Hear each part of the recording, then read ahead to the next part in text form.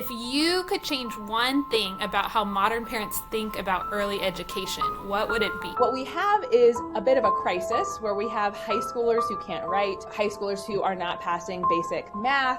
The modern solution for that has been, let's just start everything earlier and earlier and earlier. We take a small child who should be in this really dreamy season of life. They should be hearing beautiful literature. Instead of jumping into formal academics, grammar and math and all these things very early, I would say, no, do the necessary prerequisites that will make those studies later be meaningful. I'll just be really honest. We do half an hour of academics with our kids a day, and they are young. Sometimes I wonder if there has been an overreaction from putting your 2-year-old in daycare and calling it school to then another extreme where formal learning, even if it's 15 minutes with a 5-year-old, is frowned upon. Do you think there's any place for teaching your 4-year-old letters? So would I say you should sit down and do a worksheet with a 4-year-old? I would not. I would say I'd caution against that. What would you say a truly well-educated child is by 6 or 7? I think the ideal for a 6 or 7-year-old is that they have learned.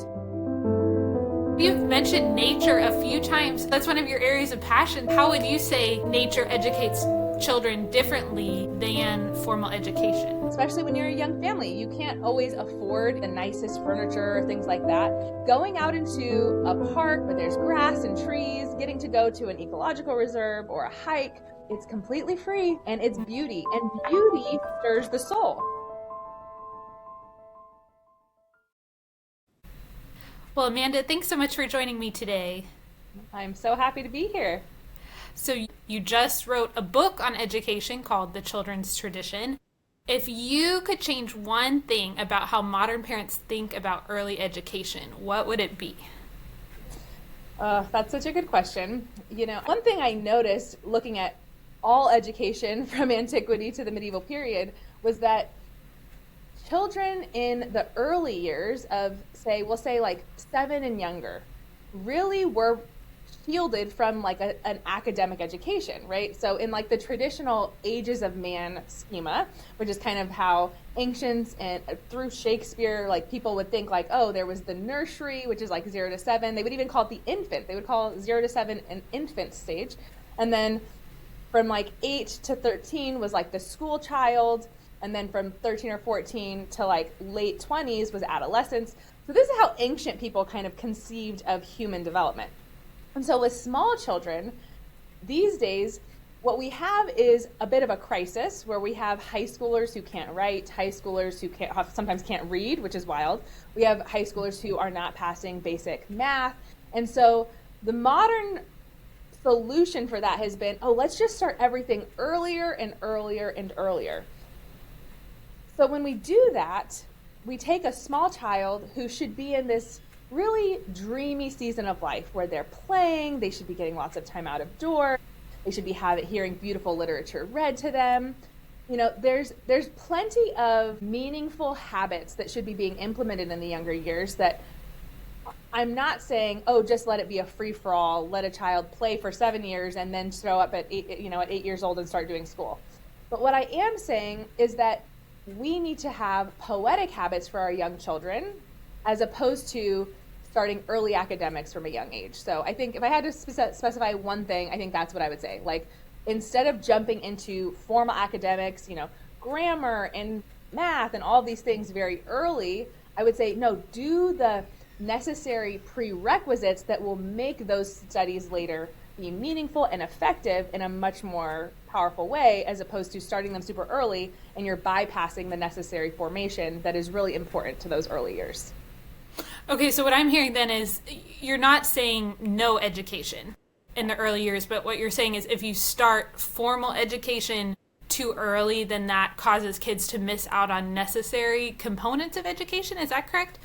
Yeah, so I'm a big believer in what's called the poetic mode of learning. And so for ancient man, there was this idea that knowledge began in the senses. That and I mean, mothers know this already, right? Like when your baby is born, they immediately crawl up to your breast, right? They can smell you, they know you. And so an infant who is not, pre-rational, they're not having rational thoughts, they're verbal. They can't even speak or think in language. And yet in this sense, we could say a baby has a genuine knowledge of their mom, right? I remember with my first child being really surprised when I went to a baby shower. She was maybe like 2 months old, and it was a lot of family was there. So she was getting passed around a lot. And after maybe an hour of this, I took her back into my arms and I could feel her anxiety, that she was like so stressed. And it was the type of thing that as her mother, only I would have noticed, right? Like nobody else could tell she was stressed. She wasn't crying, but she was physically very tense. And it was one of the first moments I thought like, wow, like she did not appreciate being passed around to 15 different people in an hour. She was like needing me as her mom. And so like, that's a powerful thing, right? That a baby can know something like that so early. But this is true for everything. Knowledge begins in the senses for every single type of thing you can possibly know. So if you think of like, you read, there was a tree. You can only conceive of what that sentence means if you have experiences that first came through your senses, right? Through your sight, through smells, touch, taste, that will then inform it gives meaning, right? It gives meaning to the sentence, there's a tree. So this is, with academic education, so often we want to jump into these more analytical type of studies to, really more abstract studies, but children, and this is not even just the nursery, this is really children for the first, 13 to 14 years of their life, they need to be, in the ancient mode, we'd say strongly gymnastic, which is to say like with their bodies rooted in the world. So there's a lot of just preparation for math. If you try to jump with a 4-year-old into teaching, 2 + 2 = 4, but they haven't gotten to experience with real objects 2 + 2 = 4, they wouldn't learn it. And of course, certainly many curriculums take this into account, right? This is why they use manipulatives and things like that. But there's just a intellectual development happening at the same time that I think makes it helpful to remember that instead of rushing into reading lessons or 2 + 2 = 4 at 4 years old, them being outside, them experiencing physical embodied reality. The root of gymnastic is gymnos, like a naked wrestling, right? So like they need to be, the naked part is they're in contact, right? It's not a separated contact. They have to be in contact with reality, and that contact is shaping their intellect, their mind, it's filling their imagination and their senses. Our inner senses are our memory and imagination. So those are really like the two categories if you want to think about like, well, what are we trying to do in those early years? It's like, well, you're trying to fill their imagination, which is not just things they can see, but what they can smell, hear, taste, and touch. You're trying to fill their image bank, their mental bank of all this knowledge of sensory experiences that will then translate later. And because they have it in their memory, they can then recall it, and that is going to help inform their academic studies later. So I could keep going with that, but I don't know if there's a part of that you want to tease out or a different question, but that's kind of the basics. Yeah, so I'm curious, because I have gone back and forth a little bit. I'll just be really honest. So we probably do about half an hour of academics with our kids a day, and they are young. And I have been a little bit torn about it because sometimes I wonder if there has been an overreaction, like from putting your 2-year-old in daycare and calling it school all day, and they're inside all day in this like very institutionalized setting, to then maybe another extreme where like any formal learning, even if it's 15 minutes with a 5-year-old, is like frowned upon. And I feel like I don't fit into any category very well because of this, because I totally see the value of like being outdoors for hours and like pouring water and watching seeds grow in the garden, and we do all of that.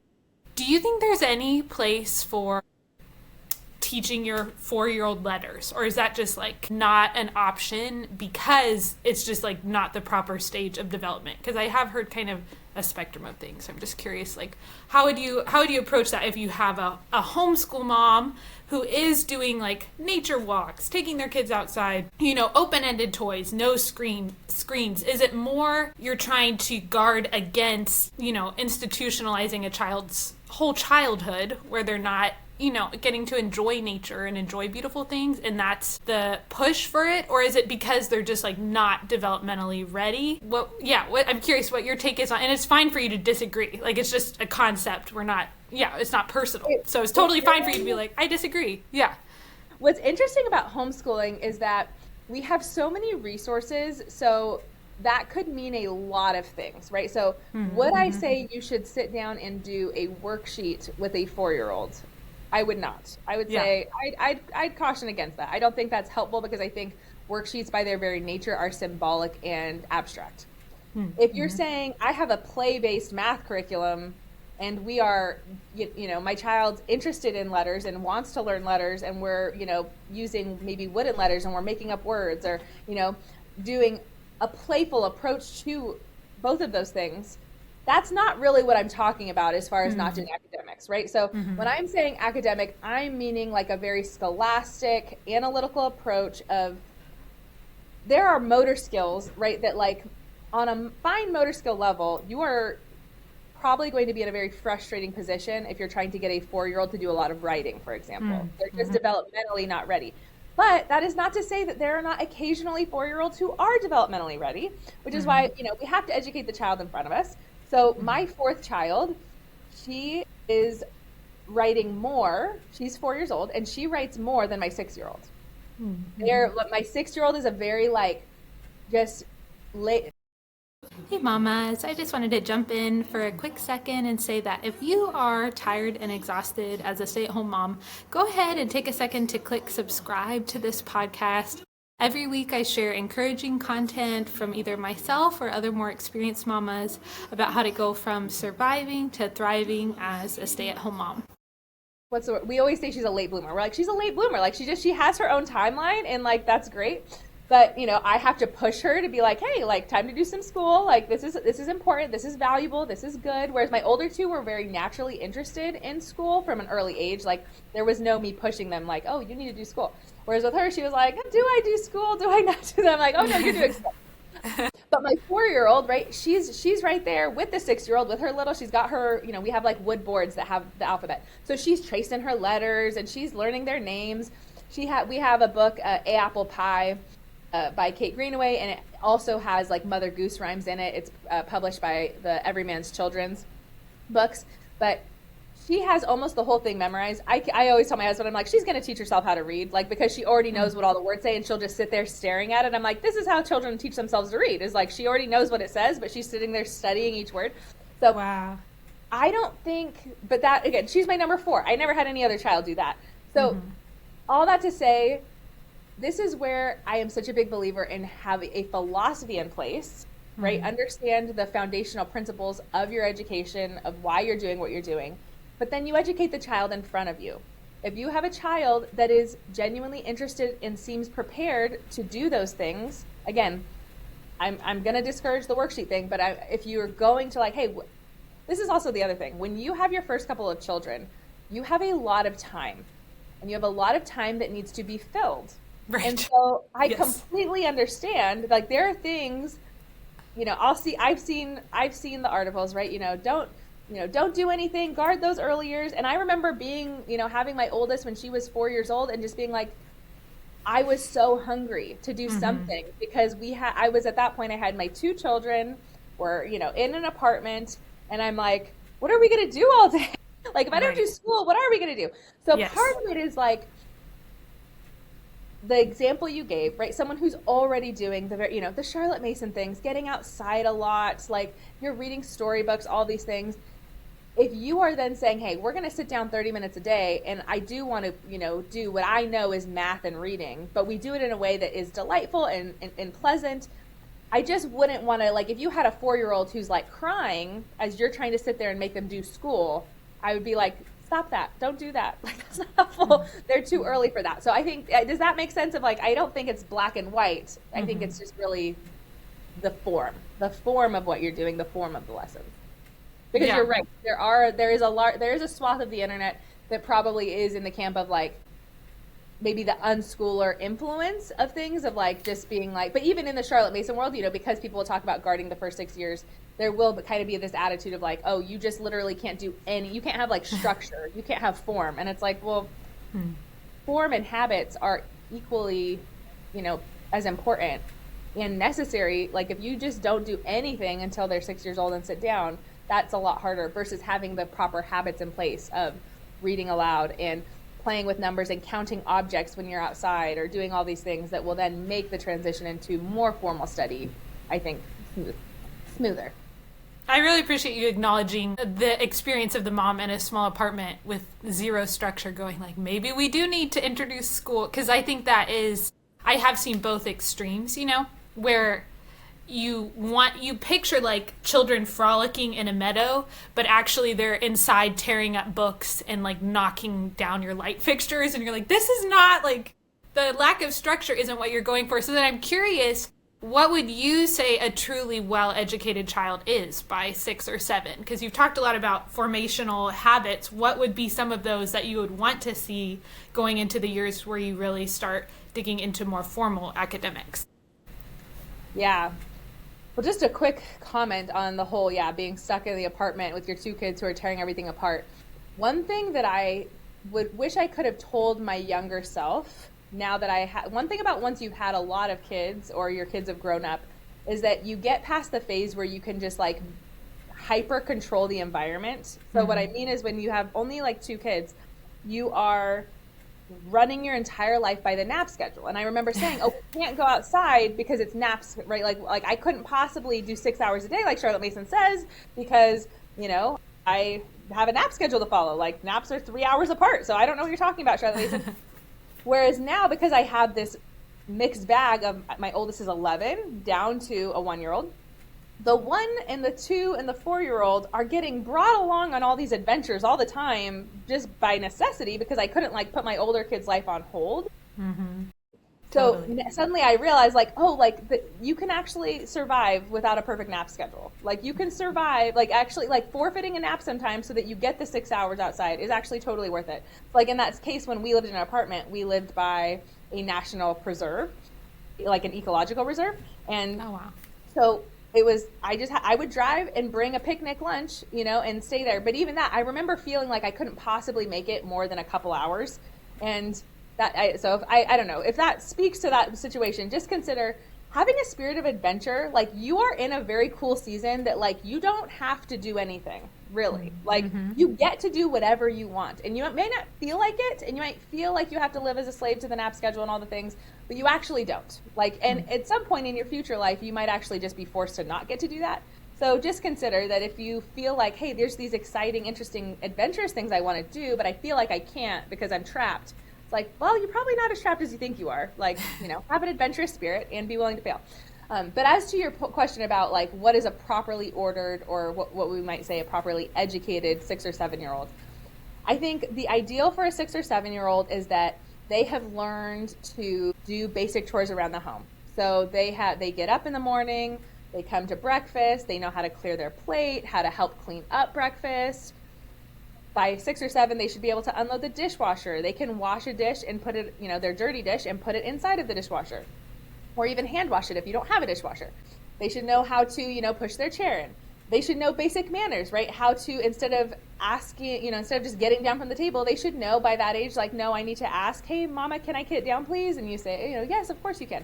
Or no, I'm going to have you stay because we're going to read the Bible real quick. So, hang tight and sit in your chair. They should know, how to do their basic chores for caring for their own space, right? So to make their beds, to clean up their bedroom, to not, it's hard when you have only toddlers because they're like in pillage mode, right? So they'll just like pull everything off the shelves and just leave it on the ground. And I remember it just makes me laugh now. I remember, I think it was when I had my 3rd, like I would spend an hour every day before my husband got home just picking up the playroom. Like literally, like at that point we were in a house and we did have like an actual playroom.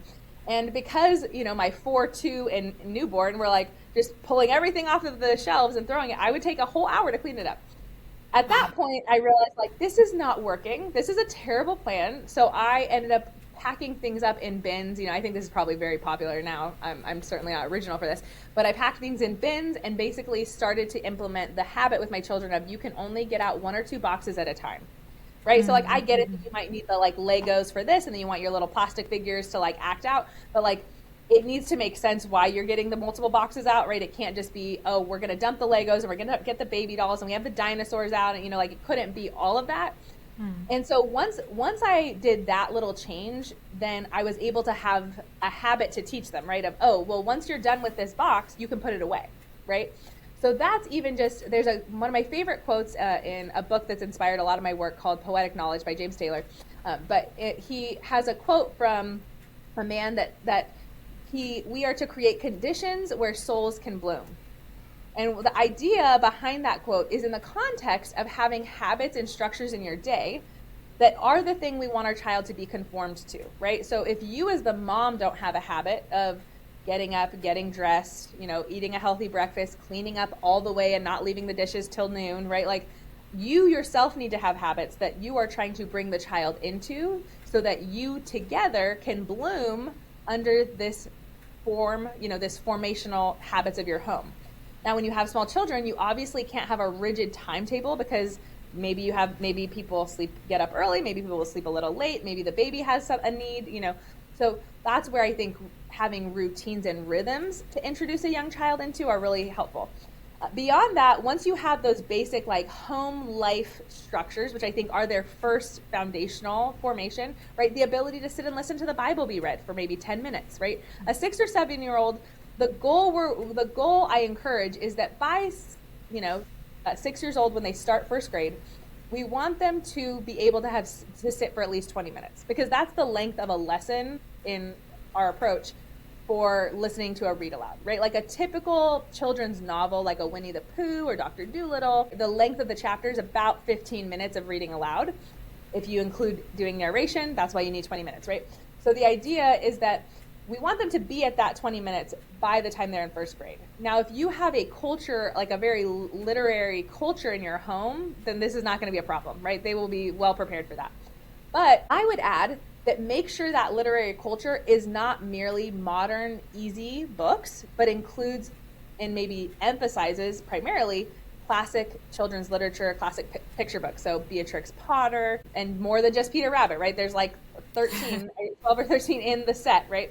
That includes up to mini chapter books. Randolph Caldecott, Kate Greenaway, these are people who the literature, the vocabulary your child will get in these stories is going to be so rich.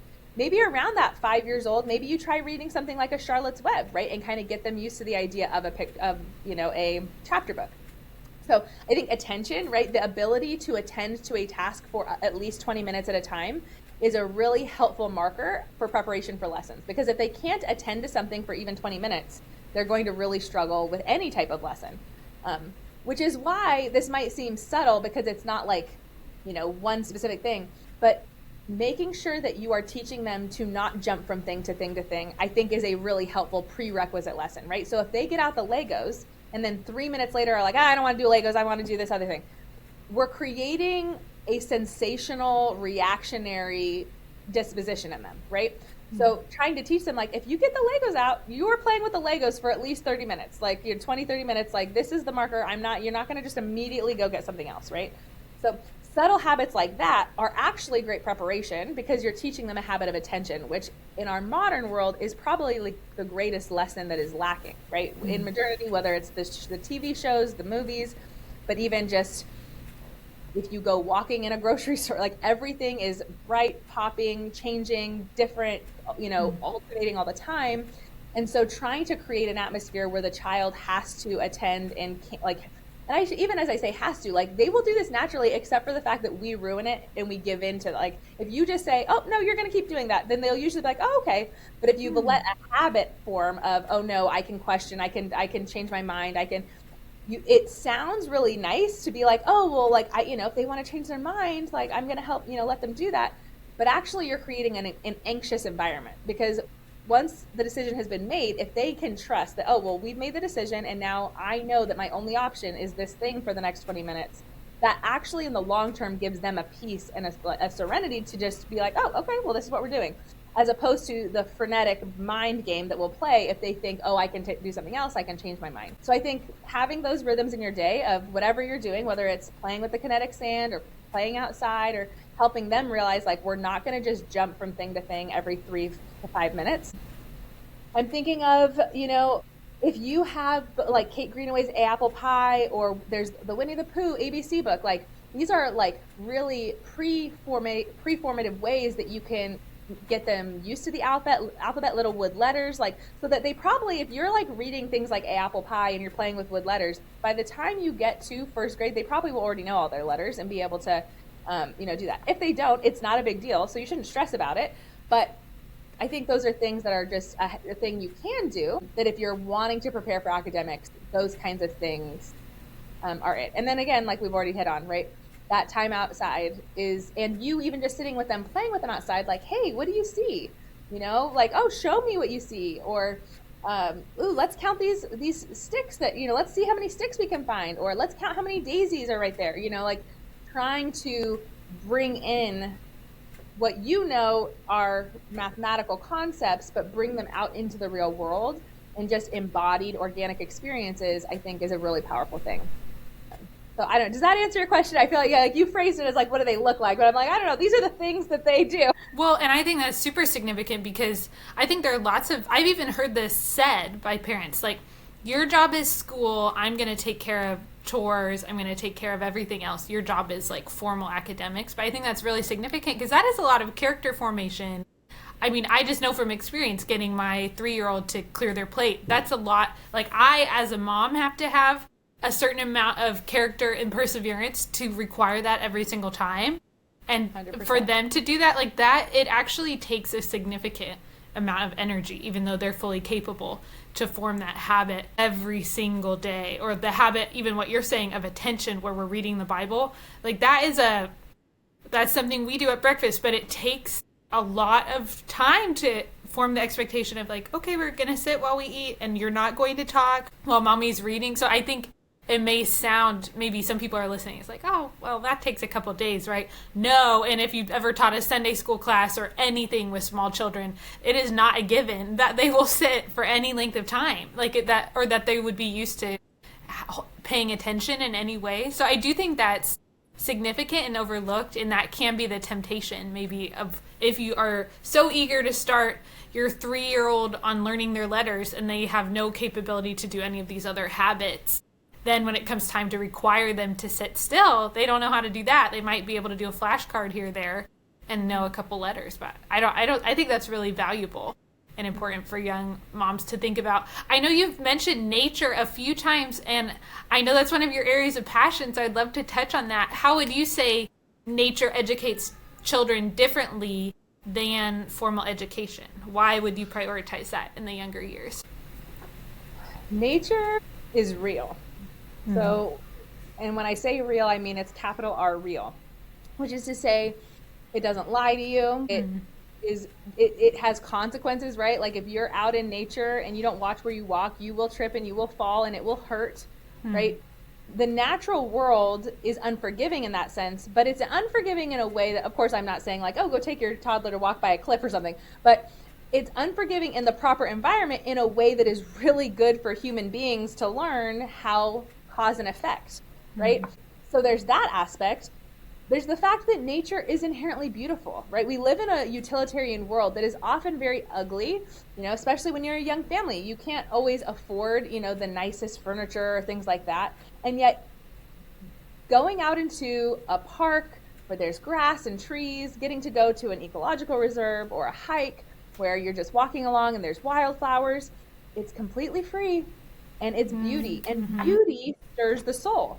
And so we want our children from a young age, C.S. Lewis talks about, he has a book, Abolition of Man, and he talks about how with small children, we're trying to form them so that in their early years to feel rightly about the world, so that when they are older and reason comes, they will recognize her, because they were so impressed in their early days by the truth, goodness, and beauty of the world itself. That truth, goodness, and beauty has left a mark on them. So now they get older and now they can rationally think that's true, that's good. Oh, that's beautiful because it's harmonious, right? You can have these like rational thoughts about truth, goodness, and beauty. But what we want is for them to have experienced truth, goodness, and beauty so that they recognize it when they are more rational later. And so with nature, they're getting to be immersed in beauty that is available to everyone, that is full of wonders, right? So, wonder is very central to what I like to talk about, and I'm not meaning some romantic, like, ooh, like wonder, like this touchy-feely, everything is fun all the time. What I mean by that is it's actually a very philosophical word. Socrates said that wonder is the beginning of philosophy. Wonder in the Christian tradition, right? Wonder leads to knowledge of God, right? So I'm not meaning something that's merely touchy-feely. I'm meaning a very sincere philosophical term that is in a species of fear almost, because wonder in the philosophical sense is a sense and awareness of what you do not know, which of course children experience this all the time. A baby will play with their toes because they don't know toes yet. They're figuring out what are toes. Like, ooh, this is interesting. I grab them and look what happens. And now, now my leg just flew out of my hand and I'm going to try to grab it again, right? A baby in that moment is experiencing like a little infantile sense of wonder at their toes. But this goes on as they grow older, right? So we want them to wonder at a toad, jumping at the creek. We want them to wonder at, the way daisies turn to face the sun. We want them to wonder, but you can't notice that if you've never looked at them, right? We want them to wonder at birds soaring over the sky. All of this is the spiritual nourishment their soul needs to feel a sense of wonder. I mean, this is why, like, when you read the Psalms, when you read the Bible, but I'll focus on the Psalms. How many of the Psalms are drawing upon examples in the natural world, in nature, that how this is going to lead to worship? Or even the psalmist telling nature, hey, praise God. God is so glorious. Look at, he made flowers. He made mountains. He made everything that has breath. Praise the Lord, right? This is because that's what nature does to us. It leads us and invokes in us a sense of wonder that within the fullness of our faith ultimately will lead to worship. And so I think there's a reason, like if you want a child, and then that leads to the literary aspect, that if you are deeply entrenched in nature, your understanding of literature and language and words will be so much deeper and richer, because so much of language is in metaphor, or a word will have a symbolic meaning, right, that ultimately is a gesture to something in the natural world. I remember I love, doing Bible study, and one time I was doing a study on, it was talking about when Jesus, a moment where it said Jesus felt anxious. And my only category for anxious was like a sin, right? I'm like, ooh, like anxious, like how God is perfect. How could he be anxious? But then I looked at the Greek root and it was like, oh, it means like churned up, stirred up, right?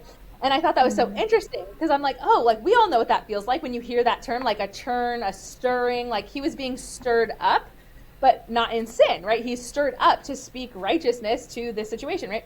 So I just thought like little things like that where like, but if you hadn't experienced churning and stirring, how would you know, like that would, this sense of anxiousness would mean nothing, right?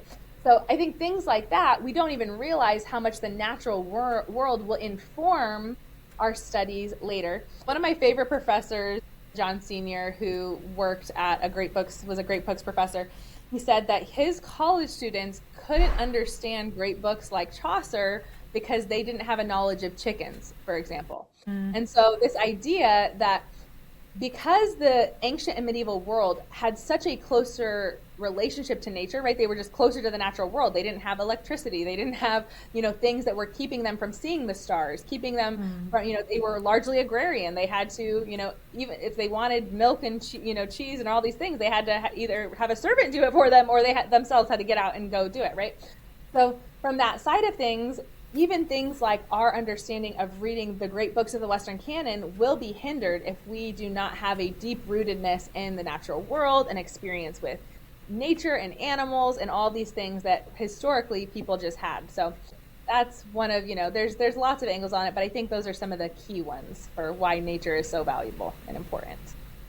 Yeah, I do think that's so true because I know this is slightly different, but I know my dad teaches at a university in civil engineering, but he was saying they were running into problems because students there, they have this rule that has to do with like clockwise and counterclockwise and how you determine a force moment. They didn't know which way is clockwise, right? And so then they're having to learn that before they can learn this engineering concept. And I think that could come up in a lot of ways, even with nature, where if you don't understand like the basic foundation, then you can't build upon a foundation that you don't already have. And I think sometimes we forget how much you do learn just from being outside, from learning that gravity, like you were saying, when you trip, from seeing beauty. And that the beauty aspect is something I have been thinking a lot about because I am I'm very pragmatic naturally, very utilitarian naturally.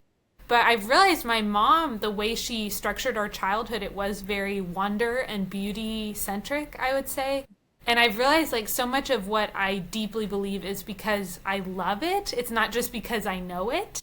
And so I've been struck. That's why I love interviewing people who take more of a Charlotte Mason lean, because I am so pragmatic, but I know that the way I was raised was actually to love beauty, and we read so many good books and played so much outside. And I think that is a big part of why I think you can know a lot of facts, but not love what is true. And ultimately, like how a person behaves when no one is watching, it comes down to what or who they love. So I'm like, oh, this is so good. This is exactly what I need to hear. But I'm so curious. So many questions. I know our time is running short.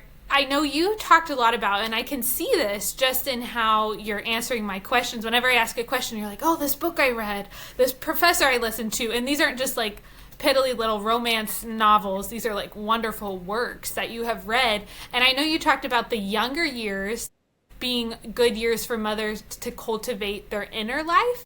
And I know a lot of moms would say, I am like breastfeeding around the clock. I'm up all hours of the day. Why do you say the younger years are the years when a mom can cultivate their inner world and their learning? Yeah. Well, what's so tricky is that trust me, I get it. I remember. Yeah. You're in it. You're in the blur that is early childhood with your kids, right?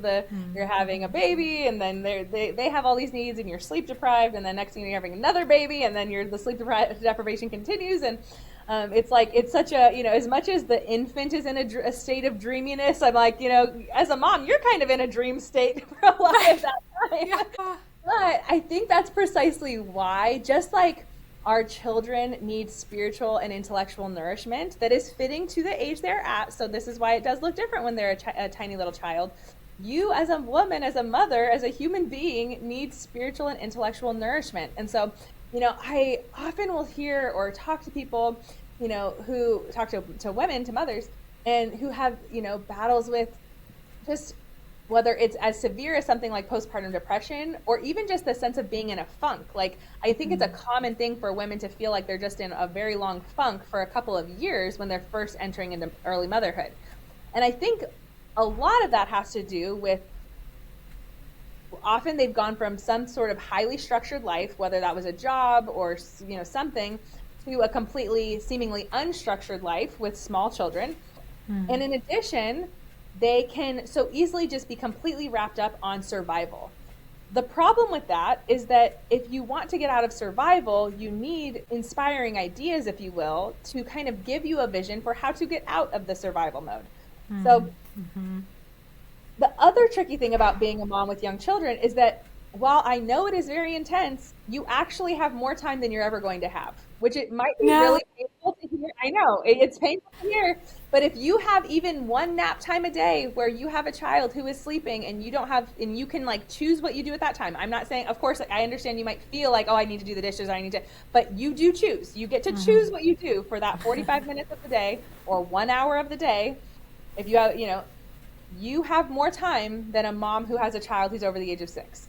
Right? Because a mom, at this point in time in my life, from the moment I get up, to the moment I go to bed, I'm around some human being, right? And so that's just what it is. I've now, there came a point once my children weren't all napping where I had to learn how to do my life even when they were around. Whereas up until that point, I was able to structure, largely using nap times, a reading life for myself, a time to do my Bible study, right? Things like that I would use while my children were not around. And then I got to the point eventually where, well, they were going to just be around because they weren't going anywhere. And I know some people do things like institute quiet times or things like that, and that's just not something that I was able to, that I did well. And so I just kind of had to get over that hump. So all that to say, I don't mean it as a discouraging thing that, oh, you have more time right now. But in a sense you do, because ultimately later you're going to have schoolwork you have to do, right? Right now you choose whether or not you do school. But the moment they're 6 years old, it's not an option anymore, right? You actually have to. And then 2, if you have small children who do things like naps, or they go to bed really early, that's the other thing. They go to bed at like 7 p.m. My oldest goes to bed at 9. I'm going to bed at 9:30. Like, so I'm not getting I'm getting like 30 minutes a day where my children are not awake, right? And after that, I go to bed too because I'm tired. And so what I would encourage you with that is just to make the most of that time. That I'm not saying you need to go read The Republic by Plato, but maybe reading a For the Children's Sake by Susan, was it Susan Schaefer Macaulay? Or reading a, Teaching from Rest by Sarah Mackenzie, reading, something like what I wrote, The Children's Tradition, to give you an idea of like, oh yeah, what are like the foundational ideas for educating and caring for small human beings, right? Like, these are a really beneficial thing. That just read 2 pages, right? Like, you can read 2 pages at a time, but it's going to give you an inspiring idea for what you're supposed to do with this thing that is being a wife and mom. Because what's so beautiful about being a mom at home with your children is that you have this seemingly blank canvas of time and space of that you have to be very creative. The hard thing is that for most of us who received a utilitarian education, and even if we didn't receive a utilitarian education, still often absorbed the utilitarian mentality from our culture, is that the creativity required for being a wife and mom can cause a lot of stress, right? It can be like, well, what am I even supposed to do around here? This is crazy. And this is why I think sometimes you see women who have this impulse, like, oh, they want to go back to work or have a structure because they don't know how to be creative with their time at home. So that, if it can be an encouragement of like, get creative, whether that's reading a book, listening to a podcast, like, I always say chase footnotes. I didn't start out reading, deep philosophical texts. I started picking up one book after another that was recommended to me by a friend or I would hear on a podcast. But then I would notice like, oh wait, like this book keeps getting mentioned. Okay, I'm gonna get that book now. And before I knew it, I was like deep into the Western tradition, because that's what happens when you chase footnotes.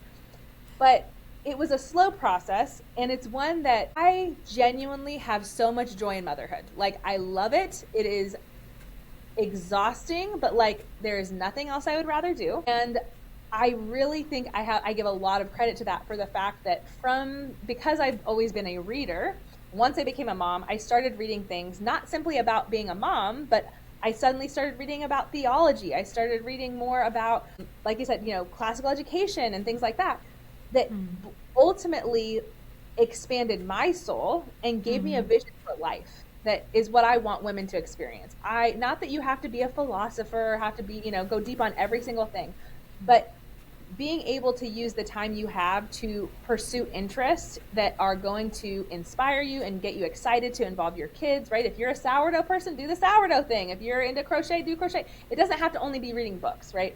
But I think having a creative life where you're living a human life that you can then bring your children into, versus feeling like you're supposed to descend to the level of the toddler and, live in the state of a toddler, that is going to cause serious malnourishment to your soul. That is why I think we often see women have the issues they have. Yeah, I've definitely seen that and felt that. And I think sometimes when you have toddlers, or maybe it's all children, I have found it's very easy to get almost wrapped up in how they're doing, to the point where if they have a good day, you had a good day. If they have a bad day, or even a bad hour, you have a bad hour. And so it can feel like your life is like inextricably tied to their emotional welfare, which changes rapidly. So I do think it has, and of course to some extent as a mom, you will always care about your child, no matter what, no matter how old they are. You love them, you would give your life for them, so of course that's the case. But I have found it very beneficial, even if it's just a few pages like what you're saying, or 15 minutes to work on a project that stays complete, or something to learn about that is not so volatile, where you are growing as a person. I have found that to be really rich as well. And then, I mean, you do end up doing quite a bit of philosophy with even small children. That's something I do appreciate. Logical questions of a toddler? Yes. Yes. Like, I remember riding in the car, and first we were talking about why I couldn't get my kid's stuffed animal, and they were flipping out about it. And then a minute later, and they were asking me about the incarnation of Christ. I forget what the question was, but they were asking this like deep, like, how is Jesus God in man? I'm like, what? Like, and then we went to like, what's for dinner? But they're just like back to back to back. And you're like, I have to be ready with answers for these crazy deep questions. So I do think that's beautiful. That just the practical tips you're giving, like it doesn't have to be you're reading Plato, but it could just be a couple pages of a good book where you are growing as a person. Because otherwise, I mean, you said 6 kids, is that correct? So like, can you imagine if you didn't learn anything for 12 years, or read the Bible for 12 years? I mean, like it can be a long season if you have more than... There's an article called Mother Culture that was written as part of the PNEU, which was Charlotte Mason's schools. They had a magazine, the Parents Review. And one of these articles was called Mother Culture. But basically the warning in it that this, I think it's written by A, so we don't know who the author is, right? But the caution this person gave in the article, and she was encouraging women to do 30 minutes of what she called Mother Culture a day, and that for these 30 minutes, you could have a hard book, an easy book, or a medium, medium book, but pick up something to grow your intellectual life. Mm-hmm. But the idea, she said, was, what you don't want to do is show up in 15 years to dinner with a bunch of what we would call high schoolers, and they have all these interesting thoughts and ideas that you've made sure they've been getting an education and they're learning so much, but you then were completely separate from that process or detached from it in a way that you weren't growing yourself. And then they essentially pass you up, right? They pass you up and you haven't had, been intellectually nourished. And I think that's, of course, an extreme example, but I think it is one that we need to consider. To your point earlier about how we can easily get sucked into the toddler drama of they're having a meltdown and now we're feeling this emotional roller coaster with them. We ultimately are made by God to be highly sympathetic, right? Our bodies feel in our bodies what our child is experiencing. Mm-hmm. But I think the reason God has designed it that way is because the goal is that we would bring our child into sympathy with us, not that we would get pulled down onto their level, right? So the idea would be that we are staying calm, we are having the peace of Christ in our heart, and that ultimately then can take our child who's having a meltdown and we can draw them close to us, draw them close to our body, and calm them with our physical presence. So, with all of these things, I think that's the goal, whether it's the intellectual life of a mother or the spiritual life of a mother as she's having to, train and teach and disciple her child. In all of these things, we want to have the mentality that we're not saying, oh, go be selfish and you need to become, your actualized self apart from your children, and that's why you need to do all. It's no, that's not what I'm saying. Mm-hmm. I'm saying you need to be a spiritually and intellectually nourished person who is capable of bringing your child up into the rich spiritual and intellectual life you have, because ultimately, as a homeschool mom, your life is the greatest lesson your children are learning every day. And so that's why. If we had to summarize the why behind why a mom should pursue any, a reading life or, being creative and artistic and all these things, it's, well, for the sake of your children, so that you are living a rich life to bring them into, because that's exactly what we're doing as homeschool moms. That's so beautiful, because you really can't teach someone something or how to do something that you don't know how to do yourself. I love that. Hey mamas, if this podcast was something you enjoyed, if you would go ahead and click subscribe, that will help me continue bringing more wonderful content like this to you guys. Thank you so much. Well, Amanda, I could talk to you for a long time. I have so many questions, but for those who haven't seen your work yet, can you share a little bit about the different resources you offer and how people can find you? Yeah, so I have The Children's Tradition, A Philosophy of an Embodied Education and Wonder on Amazon. So that is the part 1, or the philosophy portion of the curriculum I wrote, which is just The Children's Tradition, which is a classical curriculum. We have our own website, thechildren'stradition.com. My husband and I have a YouTube channel, The Children's Tradition, where we interview people about educational philosophy and talk about these big ideas, and then also just have conversations ourselves about the ideas and things we're thinking about as it pertains to education. Other than that, I'm on Instagram as Mrs. Amanda Faus and Substack. So very cool. I'm going to go find you on Substack. That's wonderful. Okay, well, thank you so much for making the time to join me today, Amanda. Of course. Thank you so much for having me. Hey mamas, if this podcast was something you enjoyed, if you would go ahead and click subscribe, that will help me continue bringing more wonderful content like this to you guys. Thank you so much.